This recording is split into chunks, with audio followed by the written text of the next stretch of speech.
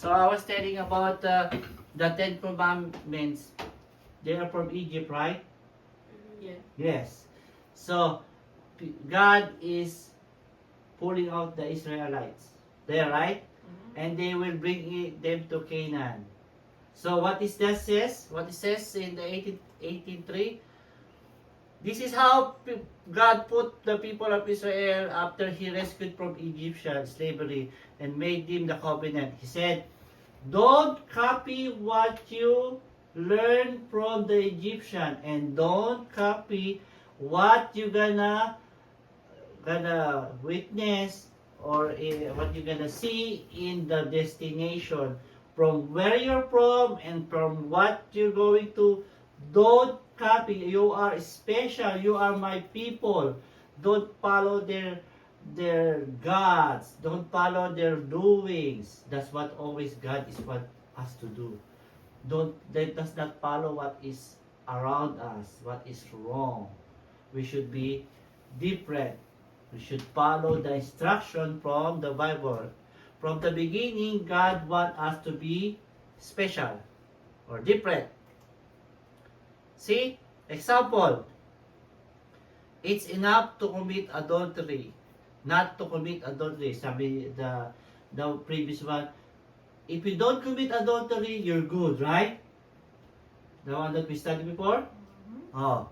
It's okay to give paper. You can divorce you can divorce your wife as long as you have paper. Do we understand that? Yeah. Yes. And an eye for an eye means you have to retaliate. That's the previous one. It's okay to swear, just don't use the name of God. That's what the system. Love your neighbor and hate your enemy. These are the people's doing or what they're doing right now, right? Which is not enough. It's not enough because what the Bible said, when you look, you already commit adultery. So this is very low. This is the right one. If you divorce, it's okay. And God said, do not divorce at all. They say, it means to retaliate. God says, do not even retaliate. It's okay to swear. Don't swear at all. Love your neighbor, hate your enemy. But God said, love your enemy. Any question with that?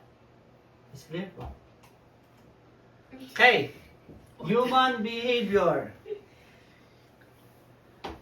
When there is somebody who is your enemy and they fall into problems, the first reaction is that you love it. Is that true?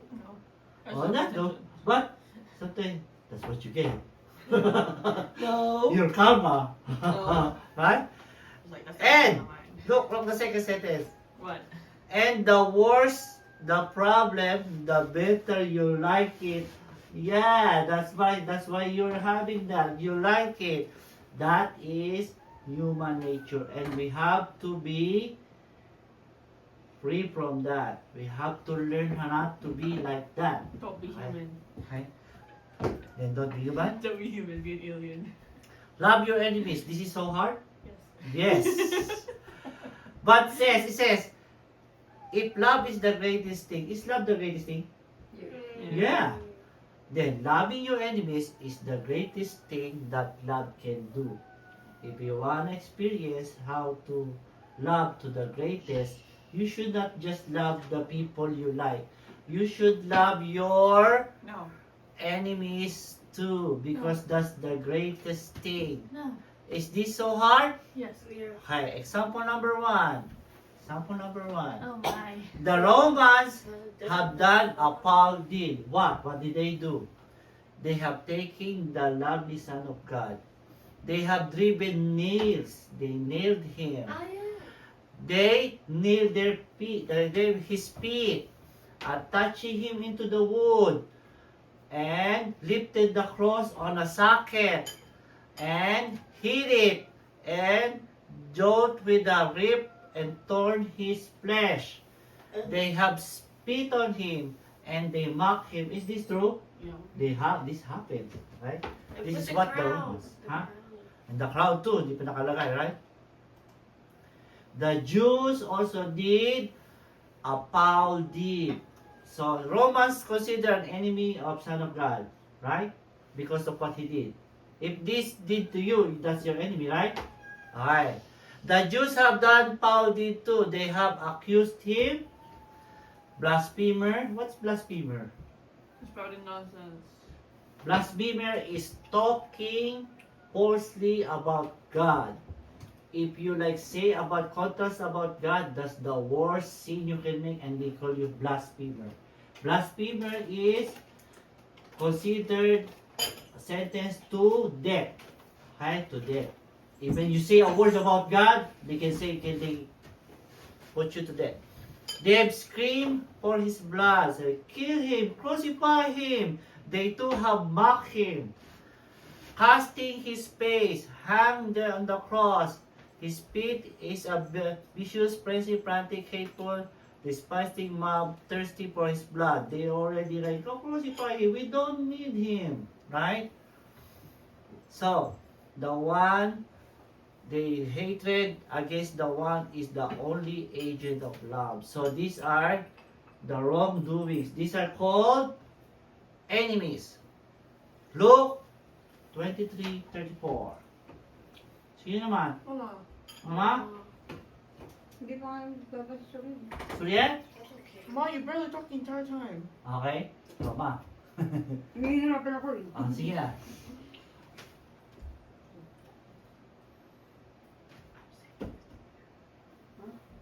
Luke 23:34. Iba na naman ito. Oh yeah, I'll double check. 34. Okay, go. Sige, go. No. Sige na.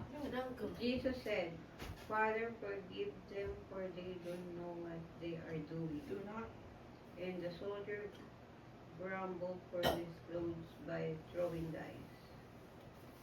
They do not, Mother. Not they do know. They do not know. So after what they did to They Jesus, don't know. They do know. They don't know. They do not know. ito na, Father, forgive them, for they know not. They know not what they do. They That's not what it don't. says here. Okay, it's the same meaning. Okay? They know not what they do, and they parted his garment and cast lots. They don't So, know. So, whatever they did to Jesus, he didn't have a grudge, he didn't have anything. He prayed for them and asked the Father to forgive them because they don't know what they're doing. Even though they gamble with his garment. So whoever gonna get his garment, see how low he receives from the enemy, and still he has a power to forgive and pray for them. That is love for enemy. And you're gonna say, because that's Jesus, he's Son of God. He is not a man. I cannot do that. Maybe you're gonna say that? What do you mean? You're gonna What do say, you mean? you're gonna say he has a bigger capacity on enemy because he's a son of God and I am not. That's why I cannot do that. Is that your reason? I have no enemies. So I don't talk to people. Okay. Example number 2. Last to the last. Example number 2. Acts 7:60. Sorry, you haven't read yet. I know. Why do you think Find it. Acts. What is it? Weird. I found it too? Sige. What it says? I can find it. Wait, hold on, wait. What? Wait for her. Last topic. You go to Not go. Doon na ako magbaba. Read. Sunil. You're not gonna show up there. It's fine, just do it. Then he knelt down and cried out in a loud. Restart, please. Okay. Then he knelt down and cried out in a loud voice, Lord, do not hold this sin against them. When he had said this, he died. Final moment. What is the Hey, no. what is the position? Oh. Oh. It says, and Saul approved of their killing him. Yeah. Yeah, there, that's part of What do it. you mean? Yeah, that's part of it. But what's the That's what it position? is. What's I thought the this was supposed to be here. No. what's the position? What it says? What do you mean?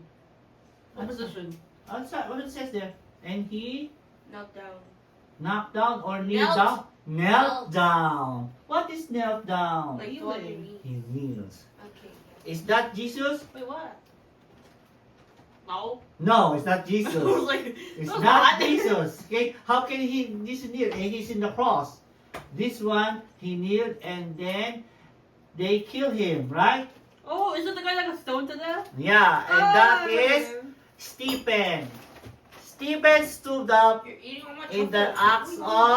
Acts of, in the 7th chapter of Acts. He preached because Stephen is one of the God man, and he preached, and people in the street do not like what he's saying until they said, see, it's cut to their heart. Look, writes, the people are covering their ears because they cannot take what Stephen is saying. It's really true, and it's making them feel bad about it.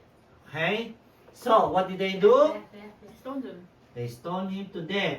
And when there's, you know, the higher person with the rank, like the higher person, he has to throw first with a big stone. They go in the outside of the temple and they stone him, and then follow the other people, because that's how they treat people with blasphemy. Okay? But what happened to Stephen? He died. Died.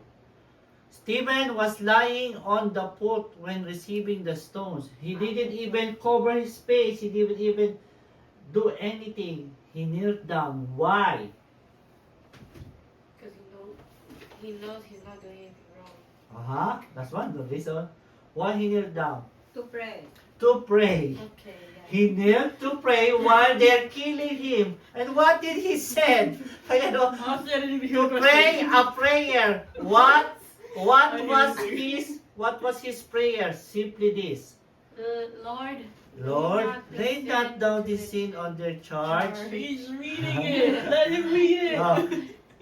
Stephen is dying and he is receiving stones on his head and body, and I don't know, and that's gonna hurt. Yeah. But he is praying while kneeling down because he said, Lord, lay not this sin on their charge. Lord, be merciful. Don't make them pay for this. Be gracious to them. That is what you call Me. meek or Meek. love for No. enemies. No. Okay? And you don't say, Stephen is a son of God. He's a man. Yeah. So what do you say? We can do it? I think we can do In it. this modern age, I don't know about that. But that's the instruction. Everyone gets opinions. If you don't follow the instruction, and then you don't qualify to go to heaven. So we have to learn. We have to grow up. We have to, grow up. yeah, we have to grow up. We have to learn bit by bit. Maybe today you get mad a little bit, but next time you're gonna be okay. But next time you're gonna pray for it. Okay? So we will continue next time. There's lots of stories. There's what is this? Let's see. I know I put some of the story of the Samaritan, Yeah. and this is Oh. okay. Okay. Oh my This gosh. is Saul and the Philistine. We already knew Oh, that. yeah, that's And the David, Yeah. okay, and Absalom. Remember Absalom?